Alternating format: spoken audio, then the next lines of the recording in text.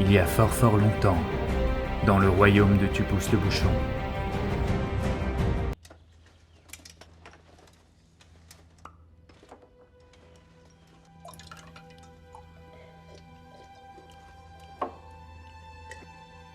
Mais qu'est-ce qu'il fout dans mon vin? Maurice m'a dit que les larmes sont un plaisir de la dégustation. Mais il a rien compris, ce blaireau. Il parlait des larmes du vin.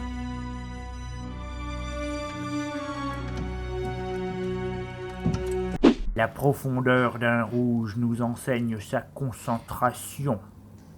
Donc, plus le vin rouge est sombre, plus il a de chances d'être puissant.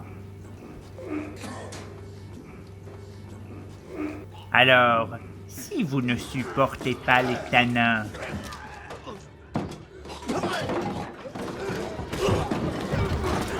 la prochaine fois, jetez un œil à votre verre.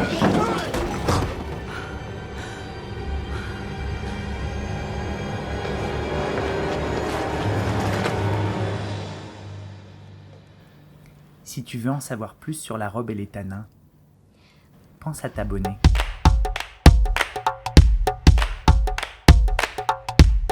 Salut, c'est Maurice et cette fois je vous mène par le bout du nez.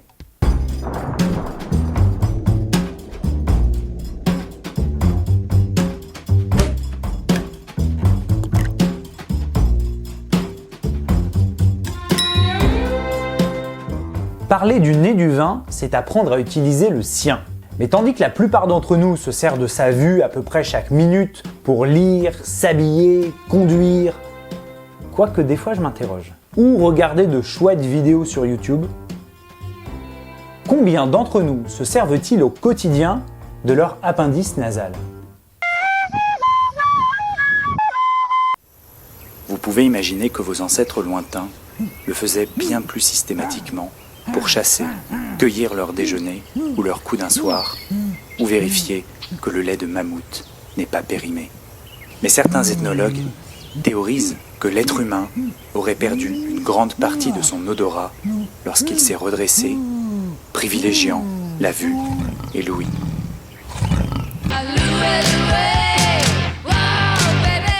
C'est pourquoi la reconnaissance des arômes du vin est un véritable travail sur les sens. Tout d'abord, il nous force à recommencer à humer, mais rapidement, il nous pousse à identifier les odeurs qui nous entourent. Une fleur, du citron, du parfum, du gazon.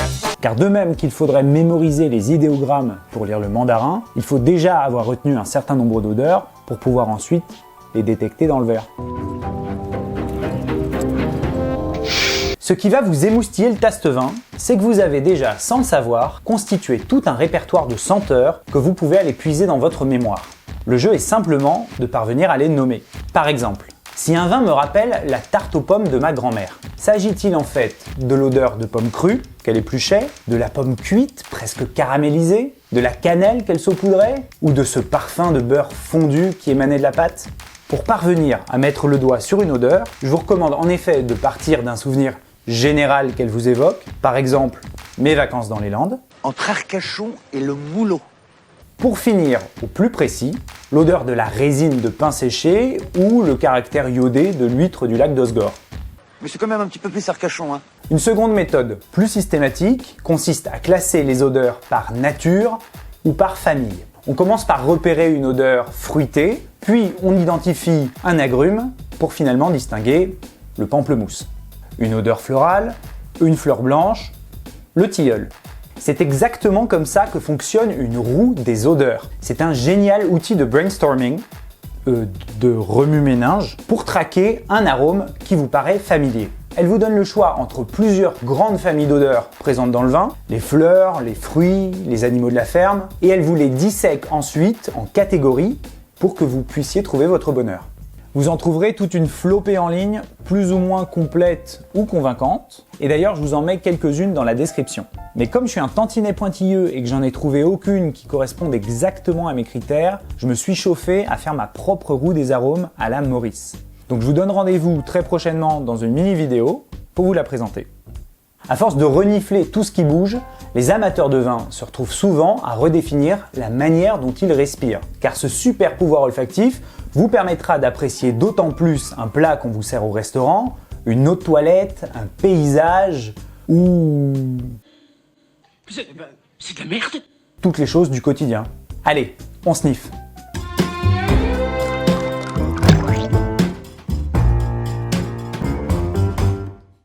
C'est un réflexe chez la plupart des dégustateurs, on commence à renifler le vin au sortir de la bouteille sans lui laisser le temps de respirer. C'est un peu comme chez les chiens, une manière de se dire bonjour. Ce qu'on respire à ce moment-là s'appelle le premier nez, et c'est en quelque sorte la carte de visite du vin. C'est un peu comme chez les chiens, ça peut sentir mauvais. Car ce qu'on cherche d'entrée de jeu, c'est à s'assurer que le nez est franc, harmonieux, et ne comporte pas de mauvaises odeurs ou de défauts évidents. Même si certains d'entre eux sont des pourritures pas nobles, les défauts du vin mériteraient leur propre épisode. Il en existe une grande variété qui ont chacun des causes identifiables et un nom à coucher dehors. Mais pour cette fois, il nous suffira de nommer les imperfections les plus courantes afin de vous aider à les débusquer. Le bouchon. C'est sans doute le plus connu car son nom est facile à retenir et son odeur également. En plus, le défaut de bouchon peut toucher n'importe quelle bouteille fermée avec du liège naturel de manière parfaitement aléatoire. Toi tu vis, toi tu vis, toi tu vis, toi tu crèves. Il ne s'agit donc pas en soi d'un défaut du vin, mais bel et bien de l'obturation qui l'aura contaminé. Le vin bouchonné présente dès l'ouverture un parfum caractéristique de renfermé, de moisi et de bouchon. Même si à brûle-pourpoint c'est plutôt ardu de penser à l'odeur du liège, elle est assez évidente quand on la sent dans son verre et on peut s'en convaincre en allant renifler directement le bouchon incriminé. Le tout, c'est d'avoir les coups courtes de le dire au serveur. Je vais renvoyer cette bouteille. Pas parce qu'elle est bouchonnée, mais parce que je veux paraître connaisseur et impitoyable. S'il n'est pas protégé, le vinaigre est l'évolution naturelle que subit un vin. D'ailleurs, la majorité des vins en contiennent un faible pourcentage car c'est un coproduit de la fermentation. Cependant, si la fermentation s'est mal déroulée, il peut venir perturber le bouquet et lui donner des relents de bocal de cornichons. Je vais pas tous vous les lister car il y en a toute une ribambelle, parmi lesquelles je peux vous citer des odeurs plutôt communes comme le chou-fleur, la pomme tapée, l'œuf pourri, l'oignon, le géranium, et des odeurs un peu plus funky comme le vernis à ongles, le pansement, la souris, la sueur de cheval. Le cheval, c'est génial. Attention, il n'est pas dit qu'un défaut ne puisse pas vous séduire au premier nez. De plus, selon leur intensité, certains défauts ne sont pas toujours considérés comme tels. Si vous n'aimez pas vos imperfections, quelqu'un les aimera pour vous. Par ailleurs, certains arômes étonnants, notamment chez les vieux vins, peuvent vous désarçonner au premier abord et ne constituent pas pour autant des défauts.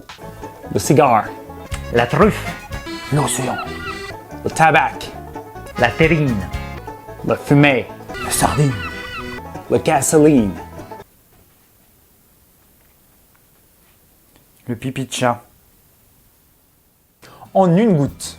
S'il ne présente pas de défauts notables, le premier nez nous permet de se faire une idée du style de vin qui vient confirmer l'observation de la robe. Vous devez commencer par chercher des impressions générales. Le bouquet est-il puissant ou bien discret? Est-il limpide ou bien suspect? Ces questions simplistes peuvent déjà vous permettre de débusquer un grand nombre de défauts. Maintenant, respirez un peu les arômes. Les notes les plus évidentes sont-elles fruitées, florales, épicées? S'il s'agit d'un fruit ou d'une épice, parvenez-vous à les reconnaître? Utilisez la roue des odeurs et surtout, pour les retrouver, faites appel à votre mémoire. Jusque-là, on est resté en surface histoire de se dégourdir les narines, mais à partir du prochain épisode, on sniffera plus en profondeur afin de savoir ce que les arômes peuvent nous apprendre d'un vin. D'ici là, portez-vous bien et buvez bon.